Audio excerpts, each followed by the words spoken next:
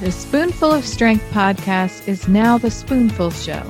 This podcast brings strength, humor, and heart to the chronic illness community. Inspired by the spoon theory, which shows us that even with fewer spoons, we can still live fully. This show highlights real spoony topics and practical insights to help you feel less alone and more empowered. I'm your host, Rachel, and together we'll take on this journey one spoon at a time.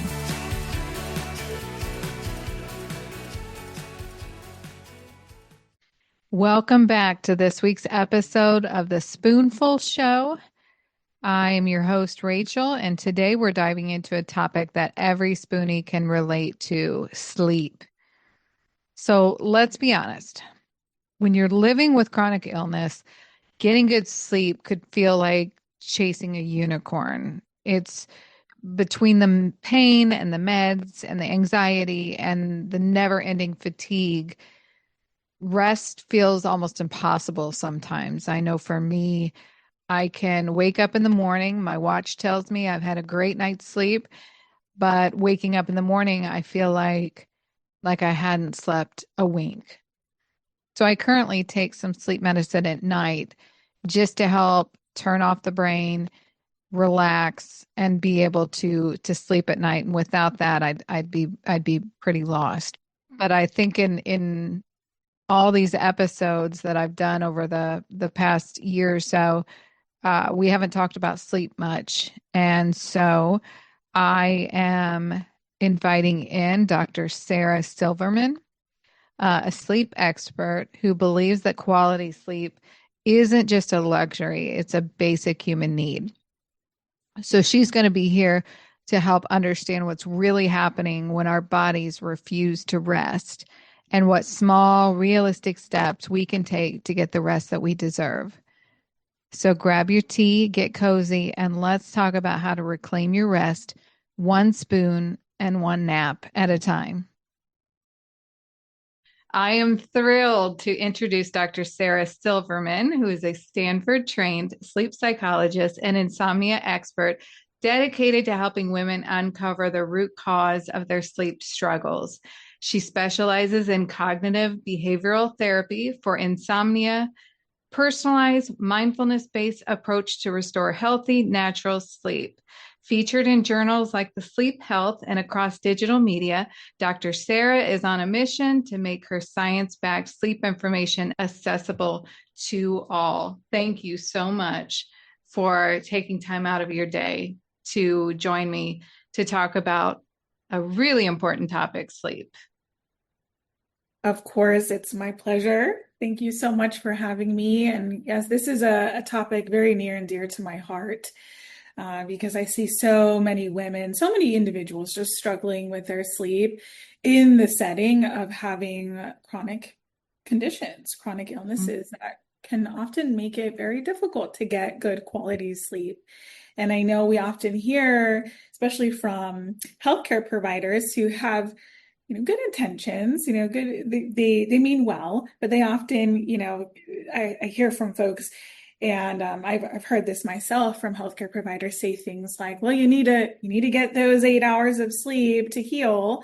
And that places a lot of pressure on you to get sleep when that might be an area of vulnerability, depending on what you're dealing with. So my mission is to really share some science-backed sleep strategies, if you will, that can still be helpful when you're dealing with chronic conditions. So thank you so much for having me today. And before we dive in, though, can you tell our listeners a little bit about yourself and specifically what inspired your passion for sleep science, and how did you become an advocate for accessible sleep education? My own personal sleep issues. I've certainly had my fair share of sleep struggles over the years, and that really led me down the path of pursuing sleep psychology. So actually my formal training is in clinical health psychology. And as I was starting out my training as a baby grad student, I learned that there is a very small subspecialty of sleep psychology or behavioral sleep medicine, which is basically the non-medication approach to helping people improve their sleep quality. And so I dedicated the rest of my training and all of my clinical rotations and the rest of my career to really help people with sleep problems, not only in a hospital setting, but then also in different types of settings, outpatient settings, clinics, etc.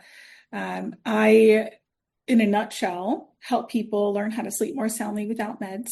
So I see a variety of different sleep issues, and I always try to intervene from more of a holistic approach.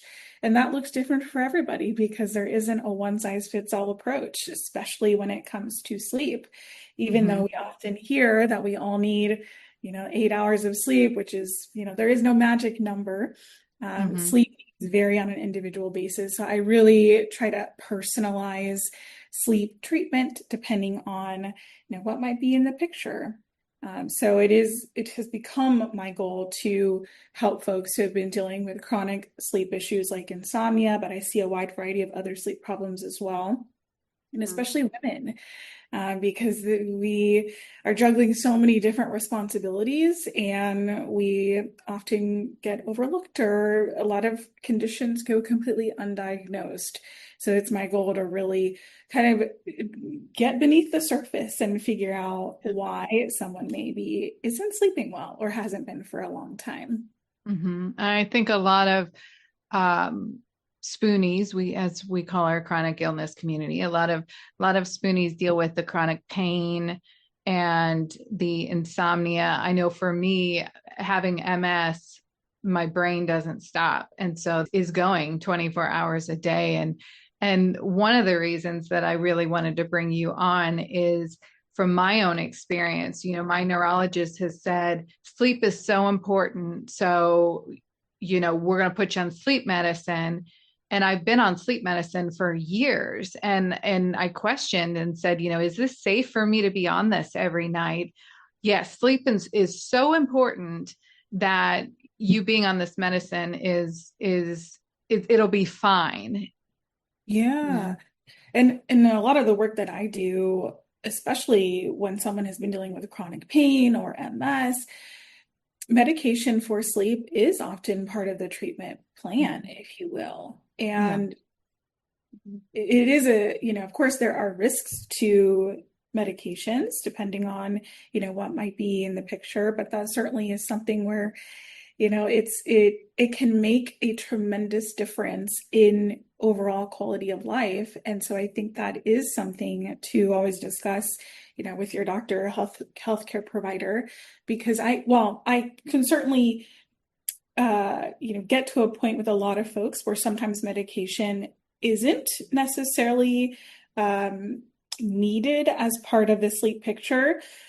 On the other side of this, I have also seen how much medication can make such a huge difference in helping someone get some sleep and recover. And so I like to think about medication as a tool. And just like any tool, it can be helpful when used appropriately. So I think it can do wonders for some folks. And so I think it really depends on the individual. There are pros and cons to, Yeah. any medication or aid for sleep. But certainly I see them as very much kind of this bridge to really helping someone get some sleep when it is most needed. Yeah. What are some of the most common sleep disruptions that you see with people with chronic illness? And how does that affect their quality of sleep? How does that affect their symptoms and cognitive function and all of that? Just how important is that sleep factor? It's incredibly important. It truly, and of course I'm biased here, but I truly believe that sleep is the foundation of health. And so when our sleep is dialed in and we are, getting good quality sleep, that really does have kind of this domino effect into other areas of how we feel during the day. So you name it, there isn't a a role in terms of our functioning during the day that sleep doesn't impact. So, talk about cognition. So anything along the lines of concentration, attention, focus, memory, processing, so many different, cognitive abilities are really impacted by how well we're sleeping. And then we talk about our mental health. So mood, irritability, anxiety, depression. I mean, all of these things can become heightened if you're not sleeping well. And then, of course, physical changes too, just in terms of how you feel, your daytime fatigue level, how tired you feel. Also, daytime sleepiness as well can be really common. So, to answer your question, the most common types of sleep issues that I see in my practice, especially in the setting of chronic illness, chronic conditions, insomnia is number one, and that can look different depending on the person. So it can either look like trouble falling asleep, so what's referred to as sleep onset insomnia, or trouble staying asleep, sleep maintenance insomnia. Some people have one or the other, some people have a combination of the two. Either way, insomnia can be very debilitating, and it can certainly kind of take over and really affect how you might feel during the day. So either trouble falling asleep, trouble staying asleep, also non-restorative sleep. So, just feeling like you're not getting restful sleep, that's very common as well. I also see a lot of sleep apnea, and this is especially the case in women where it often goes untreated or completely overlooked because there are a lot of misconceptions about sleep apnea, that it's a very male-centric disorder, which that does increase the risk for potentially having sleep apnea, but in a lot of women who have very narrow airways, that can also increase the risk for sleep apnea. So I see a lot of that. In addition to insomnia, they often co-occur together. And I would say the other big sleep disorder that I see a lot of is restless legs syndrome. So creepy crawly sensation that comes on at night, could be in the arms, legs, or both. That is often associated with pain and physical discomfort. So that's very common as well. I see that in a lot of folks with chronic pain. So insomnia, sleep apnea, and restless legs are probably the big three that I see pretty much every day in my practice. Yeah, yeah. So I think most of us have heard about the circadian rhythms. Can you explain that and how that can be disrupted by either chronic illness or medication or lifestyle even? Sure. Yeah. So the circadian rhythm, we often, hear this term and in the context of sleep. So we all have a sleep-wake circadian rhythm. And while it's one of the biggest, we also have a lot of other circadian rhythms that are controlled or regulated by our master circadian clock in the brain. So, for example, we have our sleep-wake cycle, our eating fasting cycle, rest activity cycle. Those are kind of the big circadian rhythms.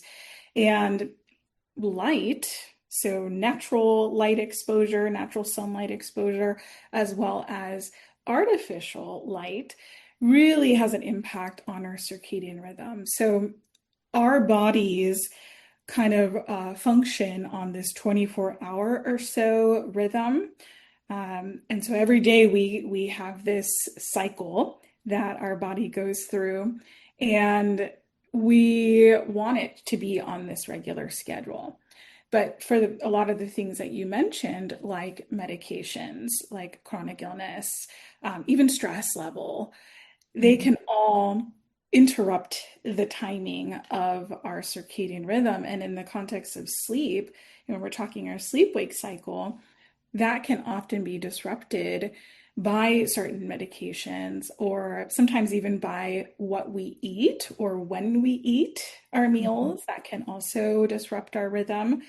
But I would say oftentimes, like for example, chronic pain being in the picture, chronic conditions like MS or fibromyalgia, anything along those lines, can often disrupt the way in which your sleep-wake cycle is regulated. And there are a lot of different factors that can either push, so delay your circadian rhythm, or advance it, so shift it earlier. And that does look different from person to person, but it can certainly kind of move across the week. I can definitely agree that if I eat late or if I am on my phone too late before going to bed, those can make some differences in just the way that I sleep and how good a quality of sleep. I wear, and I'm sure a lot of people have like the watches and things that track sleep. How accurate are those? I love this question because it comes up all the time, right? I know there are a lot of very great ways to track our sleep now, and track a bunch of other lifestyle metrics. When we look at the accuracy of our different sleep stages and a lot of the sleep scores out there, unfortunately, they're not yet as accurate as the gold standard in lab sleep studies. So that's where, we have a full EEG that measures your brain waves. Because sleep is a change in brain waves, we have to ask the question, well, if you're wearing a watch that's tracking your sleep or a ring, what is it actually tracking if it's not tracking your brain waves? And so oftentimes there are these proprietary algorithms that are just predicting your sleep staging based on movement. And so while they're not yet as accurate as the in-lab sleep study, I think in the very near future, they are probably going to be just as accurate, Oh, if not that's good. accurate, but they're not there yet. So depending on, what kind of wearable or device you're using, for example, when it comes to individual sleep staging, so how long you're in, light sleep versus deep sleep versus REM, I usually say take that with a grain of salt because they're only about, depending on the device, 30 to 40% accurate, maybe a little bit more depending on, what you're using. Some devices like the Oura Ring, for example, is probably the most accurate. We're looking at like 70 to 80% accuracy Okay. with staging. So individual sleep stages, not necessarily there yet in terms of accuracy. But as far as your total sleep duration, so the amount of sleep that you might be getting on average, I'd say Yeah. most wearables are pretty close to what you're actually getting. So that's often kind of a good metric to take a look at. But I always say great to kind of track trends and patterns over time, kind of looking at things more of a big picture view Yeah. versus focusing too much on individual single nights because they're just not yet as accurate. Yeah. Yeah. That's very interesting. Because yeah, I look at mine every day, and I do take it with a grain of salt as far as uh, what it means, and I more so maybe look for how much sleep I got, and it tracks my snoring, which I hate because it records it, and so I don't like that function, but Well, snoring is something that I think we have normalized as yeah, a society, right? It's like, oh, so snores, it's kind of a cute thing, but sometimes it is a good sign. And so to yeah, have that data to track and to, share with your doctor could be yeah. helpful.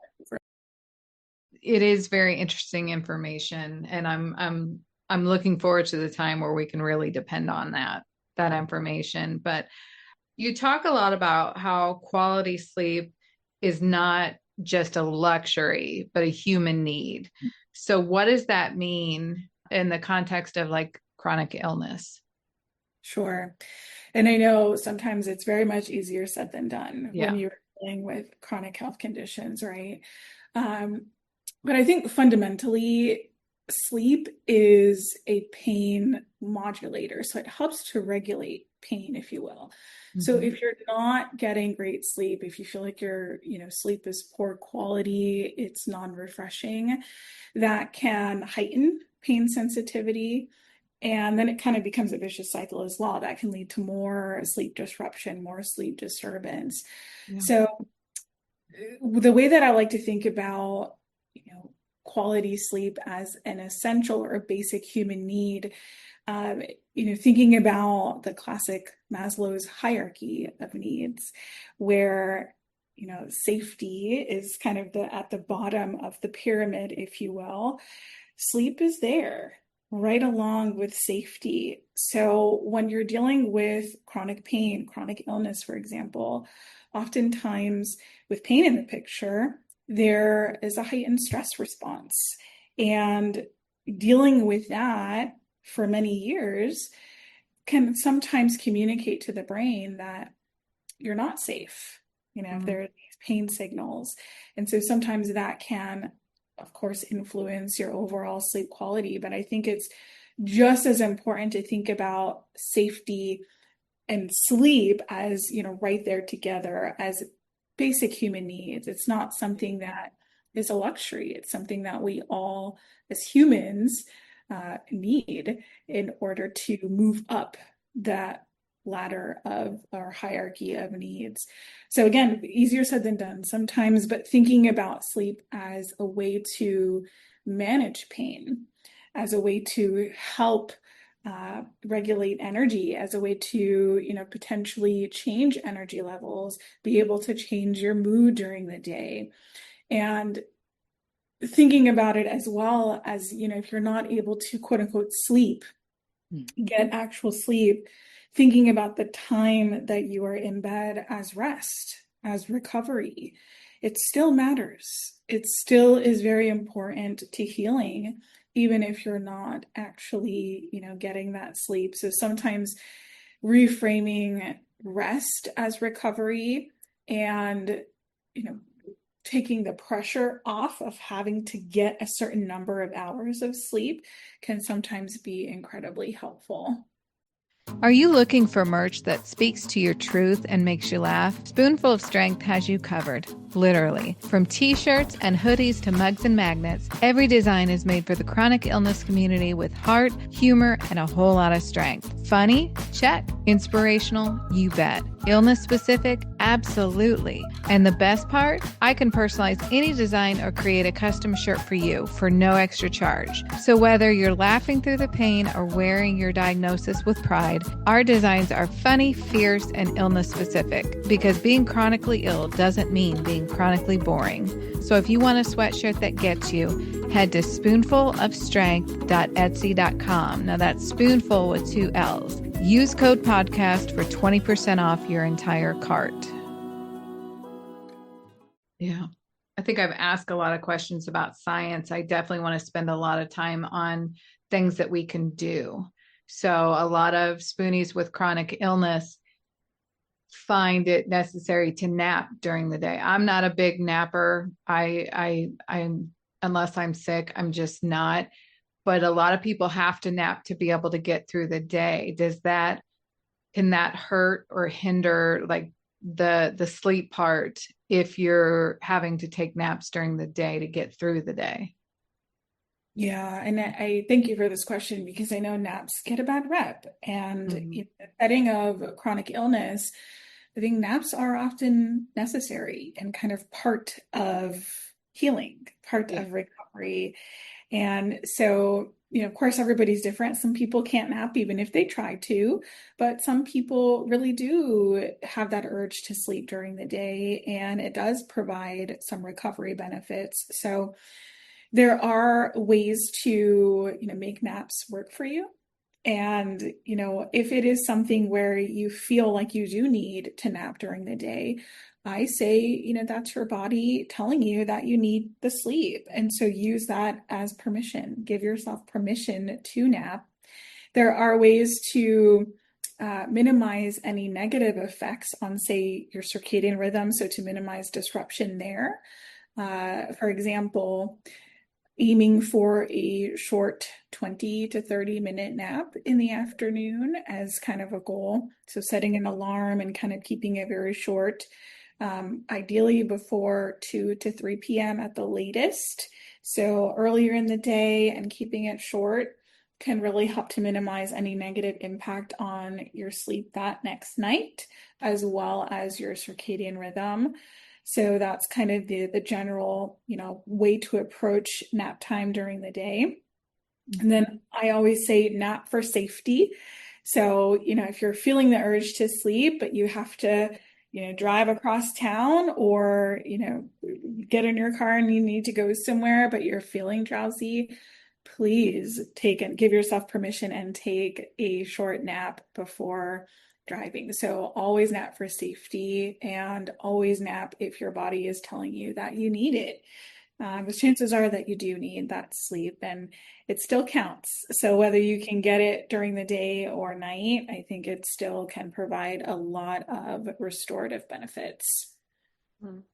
And what role do environments like light, temperature, and noise play for people with heightened sensitivities due to illness? My husband loves turning the air to 68 at night, and Mhm. it's too cold.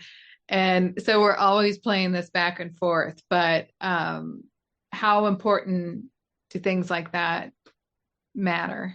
They're very important. Your sleep environment can make or break your sleep sometimes. And I think it does become challenging when you have a partner who maybe likes it a little bit cooler or warmer than you, or, a partner may prefer like white noise machine versus someone who prefers silence. So I think kind of getting to a place of compromise is important, and sometimes that takes a while. But it is recommended to have your bedroom very cool. So the recommended range for temperature per the National Sleep Foundation, which is kind of our guideline, if you will, is between 60 to 70. So kind of something there. See, I was hoping that you'd say 70's perfect, and I could win that battle with him, but I get it. Yeah. It is, right? And so Yeah. I think when it comes to sleep, there isn't a one size fits all, especially with what you might prefer in your sleep environment in your bedroom. And so some people do prefer things to be a little bit warmer. And I'd say usually in the context of chronic illness, there is this change to the way that your body regulates your core body temperature, and that could potentially make you more sensitive to temperature changes at night. Mhm. So I think whatever temperature you feel most comfortable is the way to go. You don't want it too cold because that could wake you up and lead to restless sleep. You also don't want it too warm because that can Yeah. also lead to waking up hot. So you want it to be a comfortable temperature. Um, and so it does make a huge difference in terms of your quality of sleep as well as noise. And I think for folks who are dealing with chronic conditions, sometimes um, there's a higher likelihood that you might be more easily able to wake up to even the smallest noises. So what's referred to as your auditory threshold, that becomes a lot more sensitive, and it's just easier to wake up with any type of noise.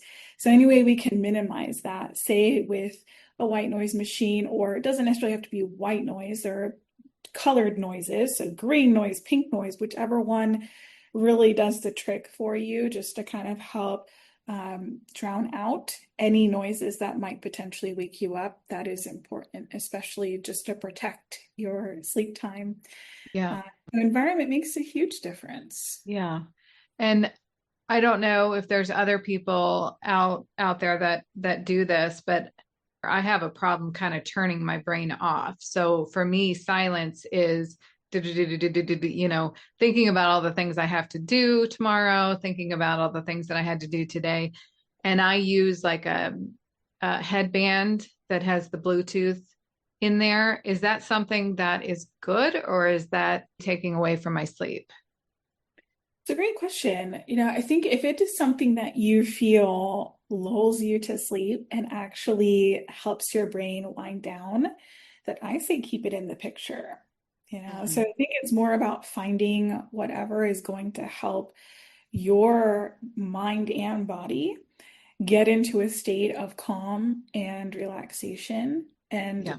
really what I like to call set the stage for sleep to happen. And that could look different for everybody. So if it's, a Bluetooth headband that, plays different sounds or things that kind of helps drown out the mental chatter, or Mhm. that noise that's so incredibly common when we hit the pillow at night.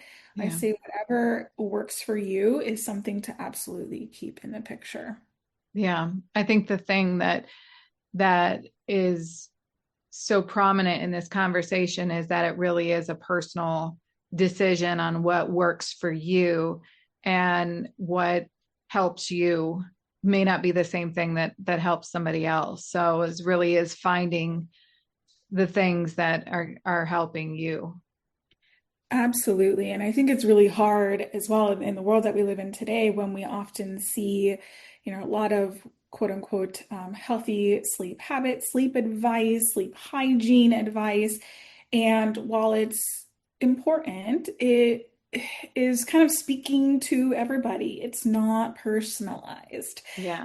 So sometimes it's hard to read those things and really feel like they're actually going to work for you because they're not necessarily speaking to your individual needs and what's going to work best for you. So kind of using them as a guide, but ultimately it does help to really personalize things and make them work for you. Hmm.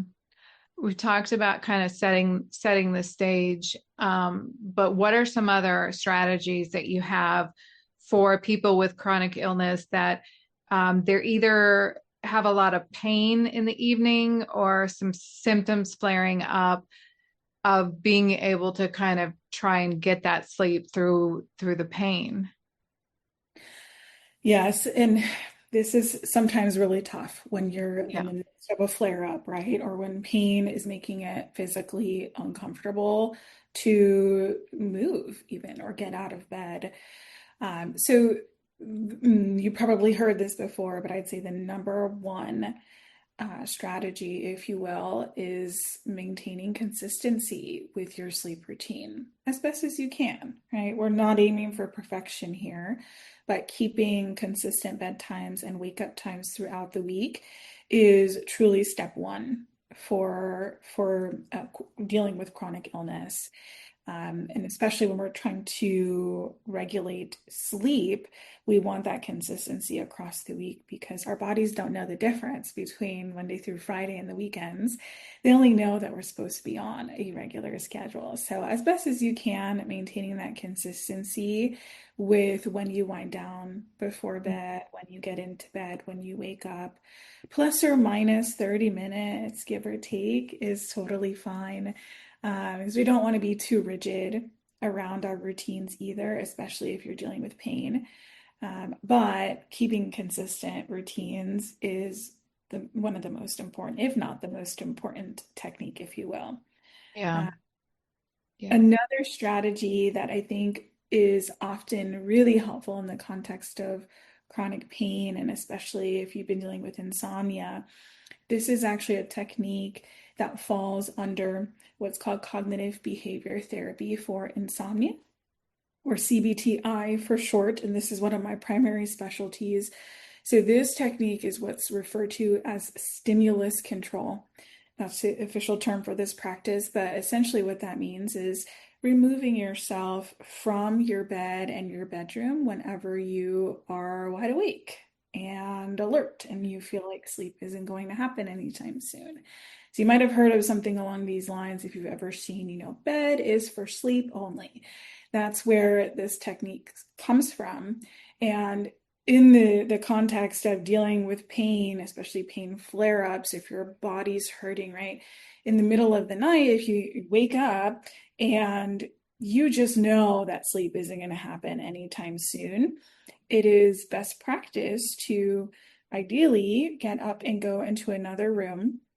And if you're dealing with pain here, it's important to go to a space that feels comfortable and cozy and make sure that you're really, tuning into what your body needs.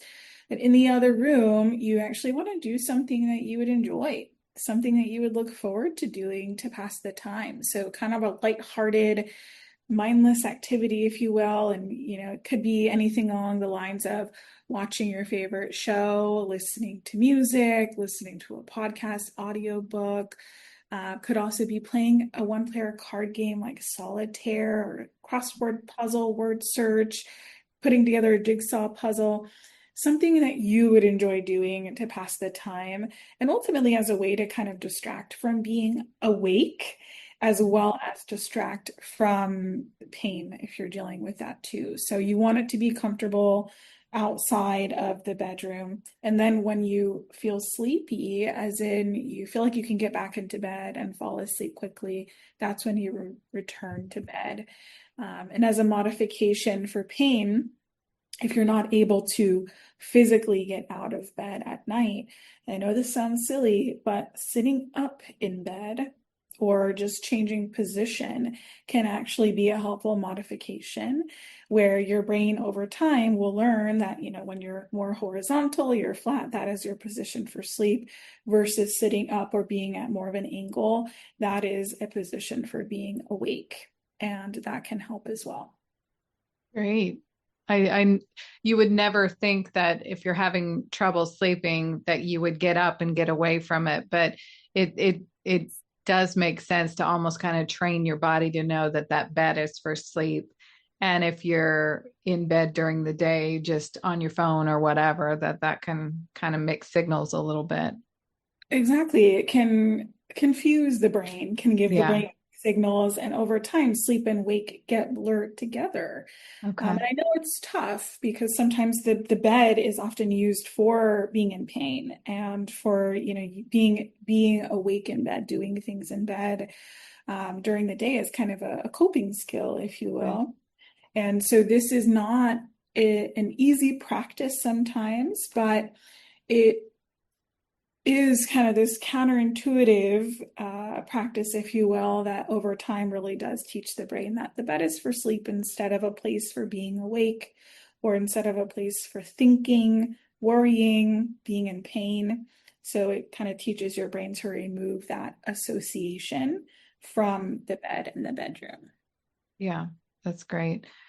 How can people with chronic illness, what can we do better to get more support from our healthcare providers for sleep? Thank you so much for this question. I think this is incredibly important because unfortunately, most medical healthcare providers don't ask about sleep enough. And unfortunately, part of that is due to just not getting any sleep training during medical school. Um, it's actually been studied over the last couple of years. Most doctors maybe get 1 to 2 hours of sleep training during medical school. So if they don't end up specializing in sleep, they probably aren't going to ask about it, probably don't know how to evaluate or treat sleep issues.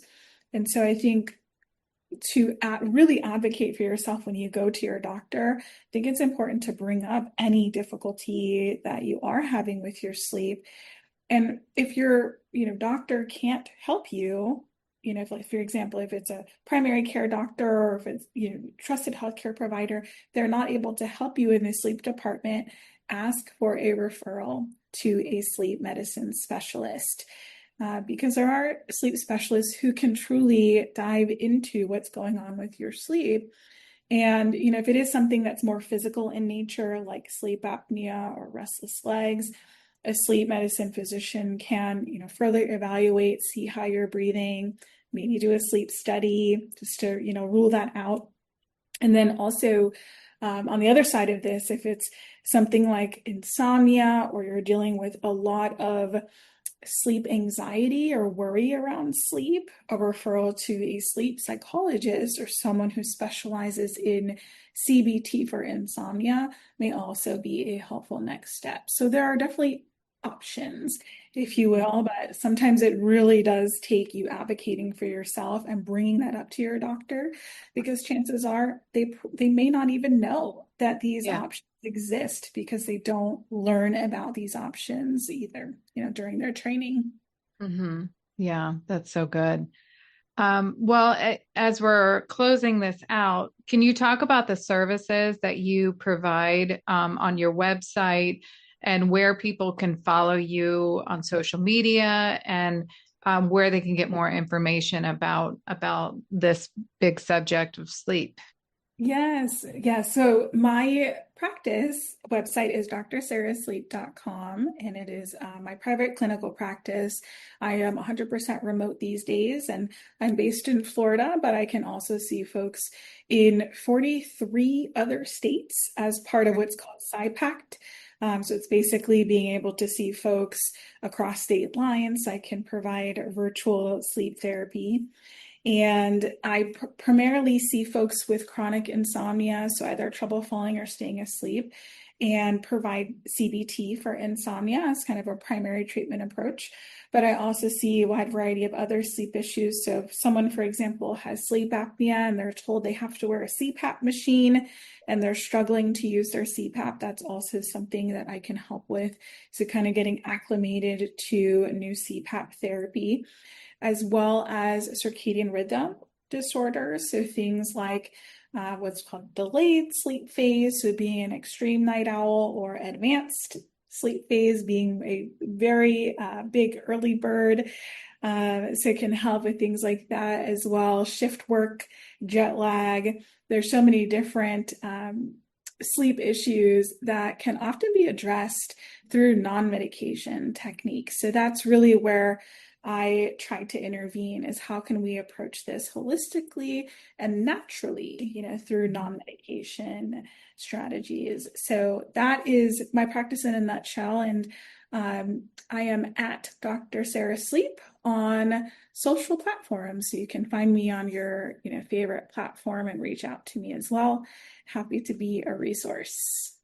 Great. A great resource. This has been a lot of really good information. And I really appreciate you joining me today and bringing some of these insights, because I think for some of us, you're having problems sleeping, but not really realizing the impact that it has. And for people with chronic illness, we're looking for anything that can help anything, because it seems to do a lot of damage to other areas. So any insights or advice that we can get to help this part, I'm just so appreciative that you were able to come on and talk about it today. Yes. Oh, thank you so much for having me. Like I said, it's my pleasure. And yeah, I want folks to know that there is hope in the sleep Yeah. department, even if it's something that you've been struggling with for a long time. It's never too late to, address sleep disruption and restlessness. And there's so much that we can do to help improve your sleep quality. So certainly, look for the support, because it's there. Even though sometimes it's hard to find, Yeah. there is a lot of support available.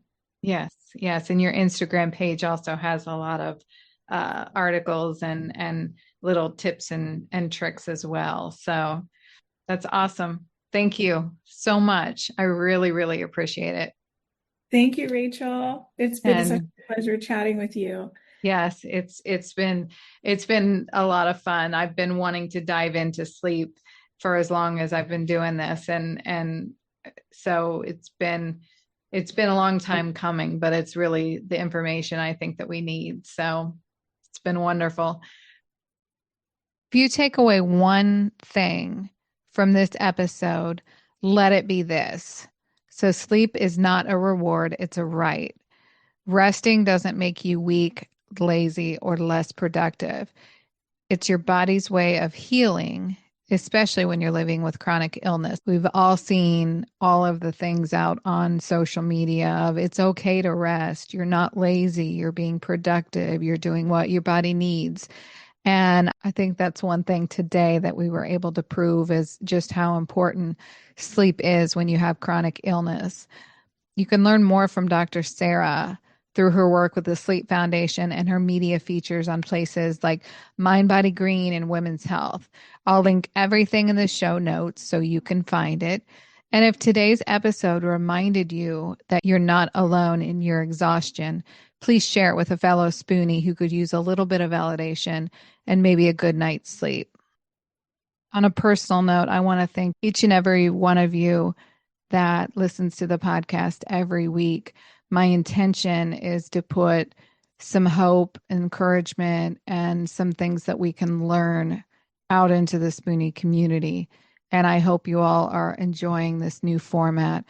I also encourage you to send me a DM through the Spoonful of Strength Instagram page, post a comment, and let me know what you like. Let me know what you don't like. Send questions. This has been a learning curve doing this on my own. And so welcome your feedback. And I also welcome you just being here with me every week. And I hope that you all know just how much it means for me to keep this show going. So until next time, no matter what today looks like, tomorrow brings new spoons. Just take it one spoon at a time.